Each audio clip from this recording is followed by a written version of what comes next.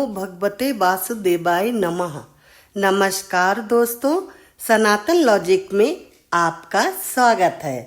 आज मैं आप सभी के समक्ष मार्गशीर्ष अथवा अगहन मास कृष्ण पक्ष की एकादशी उत्पन्ना एकादशी की महिमा का वर्णन करूंगी। मार्गशीर्ष कृष्ण पक्ष की एकादशी को भगवान विष्णु से एकादशी देवी उत्पन्न हुई थी, इसीलिए मार्गशीर्ष की कृष्ण पक्ष की एकादशी का नाम उत्पन्ना एकादशी पड़ा। पद्म पुराण के अनुसार उत्पन्ना एकादशी का व्रत करने से 1000 एकादशियों के व्रत का फल प्राप्त होता है और मोक्ष की प्राप्ति होती है। एकादशी के व्रत का हिंदू धर्म में बहुत महत्व है। ये तिथि दशमी से प्रारंभ होकर द्वादशी पर समाप्त होती है। आज मैं आपको एकादशी के जया आदि भेद, नक्त व्रत का स्वरूप, उत्पन्ना एकादशी के प्रसंग में एकादशी की विधि, एकादशी की उत्पत्ति कथा और महिमा का वर्णन करूंगी।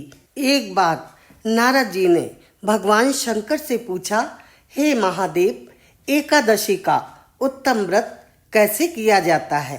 सर्वेश्वर प्रभु उसके व्रत से जो कुछ भी फल प्राप्त होता है उससे बताने की कृपा कीजिए। महादेव जी ने कहा, ब्राह्मण, यह एकादशी महान पुण्य फल को देने वाली है। श्रेष्ठ मुनियों को भी इसका अनुष्ठान करना चाहिए। विशेष नक्षत्रों का योग होने पर यह तिथि जया, विजया, जयंती तथा पापनाशनी इन 4 नामों से विख्यात होती है। ये सभी पापों का नाश करने वाली है। इनका व्रत अवश्य करना चाहिए।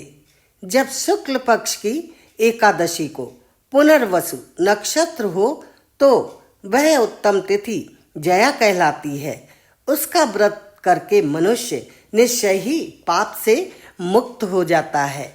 जब शुक्ल पक्ष की एकादशी को श्रवण नक्षत्र हो तो वह उत्तम तिथि विजया के नाम से विख्यात होती है। इसमें किया हुआ दान और ब्राह्मण भोजन सहस्त्र गुना फल देने वाला है तथा होम और उपवास को सहस्त्र गुने से भी अधिक फल देता है। जब शुक्ल पक्ष की एकादशी को रोहिणी नक्षत्र हो तो वह तिथि जयंती कहलाती है। वह सब पापों को हरने वाली है। उस तिथि को पूजित होने पर भगवान गोविंद निश्चय ही मनुष्य के सब पापों को धो डालते हैं। जब कभी शुक्ल पक्ष की एकादशी को पुष्य नक्षत्र हो तो वह महापुण्यमयी पापनाशिनी तिथि कहलाती है। जो 1 वर्ष तक प्रतिदिन 1 प्रस्त तिल दान करता है तथा जो केवल पाप नाशिनी एकादशी को उपवास करता है, उन दोनों का पुण्य समान होता है।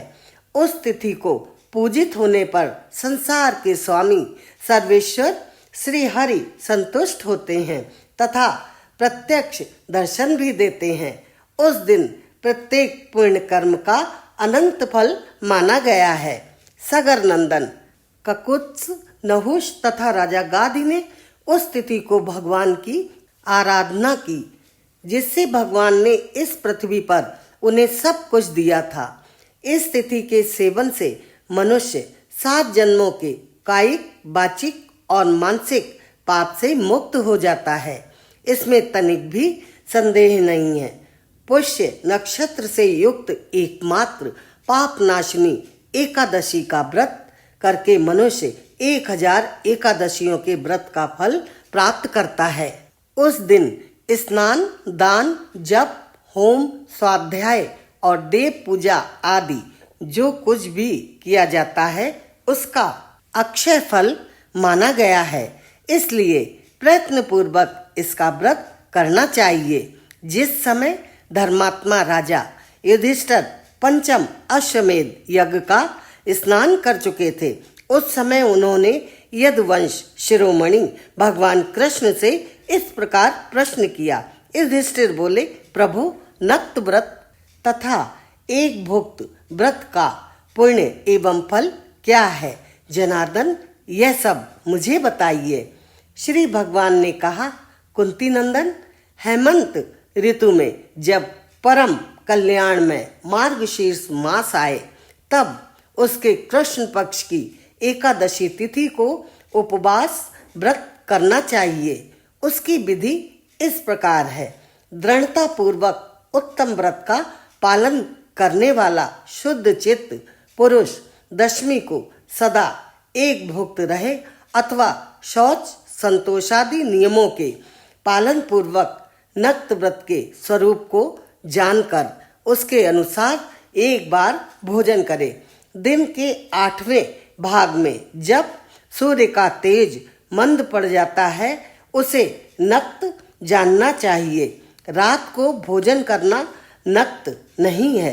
गृहस्थ के लिए तारों के दिखाई देने पर नक्त भोजन का विधान है और सन्यासी के लिए दिन के 8वें भाग में, क्योंकि उसके लिए रात में भोजन का निषेध है। कुंती नंदन, दशमी की रात व्यतीत होने पर एकादशी को प्रातःकाल व्रत करने वाला पुरुष व्रत का नियम ग्रहण करे और सवेरे तथा मध्याह्न को पवित्रता के लिए स्नान करे। कुएं का स्नान निम्न श्रेणी का है।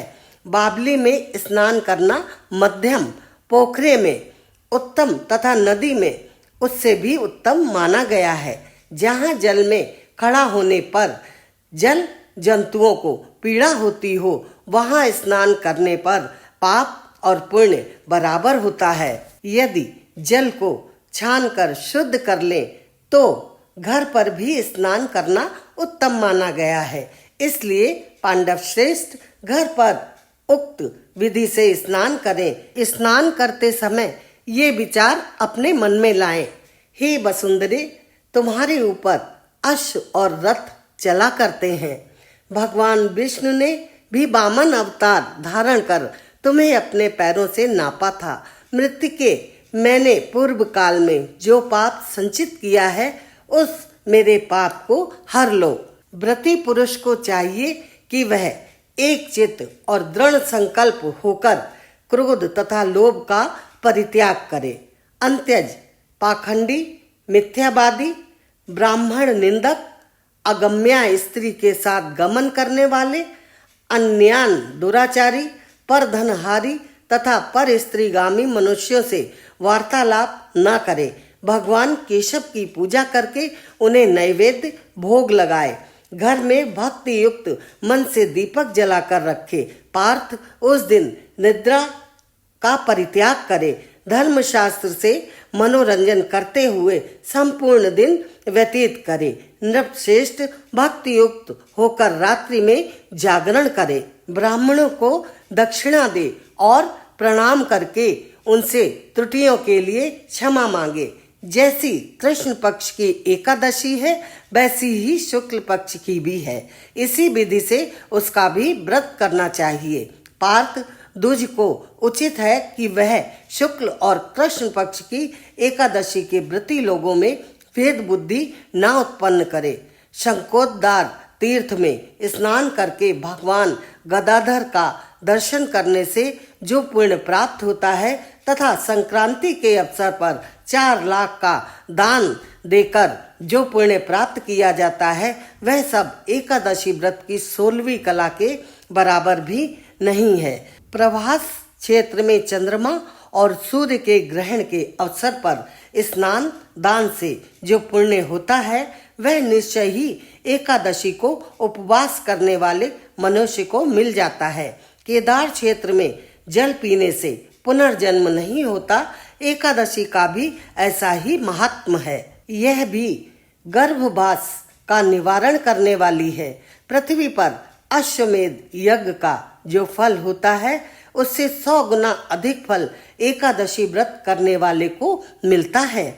जिसके घर में तपस्वी एवं श्रेष्ठ ब्राह्मण भोजन करते हैं, उसको जिस फल की प्राप्ति होती है, वह एकादशी व्रत करने वाले को भी अवश्य मिलता है। वेदांगों के पारगामी विद्वान ब्राह्मण को सहस्त्र गोदान करने से जो पुण्य प्राप्त होता है उससे 100 गुना पुण्य एकादशी व्रत करने वाले को प्राप्त होता है। इस प्रकार व्रती को वह पुण्य प्राप्त होता है जो देवताओं के लिए भी दुर्लभ है। रात को भोजन कर लेने पर उससे आधा पुण्य प्राप्त होता है तथा दिन में एक बार भोजन करने से देहधारियों को नक्त भोजन का आधा फल मिलता है। जीव जब तक भगवान विष्णु के प्रिय दिवस एकादशी को उपवास नहीं करता तभी तक तीर्थ, दान और नियम और अपने महत्व की गर्जना करते हैं। इसलिए पांडव श्रेष्ठ, तुम इस व्रत का अनुष्ठान करो। कुंती नंदन, यह गोपनीय एवं उत्तम व्रत है जिसका मैंने तुमसे वर्णन किया है। हजारों यज्ञों का अनुष्ठान भी एकादशी व्रत की तुलना में बराबर नहीं है। इस प्रकार दोस्तों, एकादशी का व्रत करके हमें इन नियमों का पालन करना चाहिए। एकादशी का व्रत भगवान विष्णु को बहुत प्रिय है और माता लक्ष्मी को भी प्रिय है। जो भी इस तरह से इन नियमों का पालन करते हुए एकादशी का व्रत करेगा, भगवान विष्णु और माता लक्ष्मी की कृपा उसके ऊपर हमेशा बनी रहेगी। राधे राधे। दोस्तों, जाने से पहले लाइक के बटन को दबा दीजिए और चैनल पर अगर आप पहली बार आए हैं तो सब्सक्राइब कर दीजिए। प्रेम से बोलिए विष्णु भगवान की और माता लक्ष्मी की जय।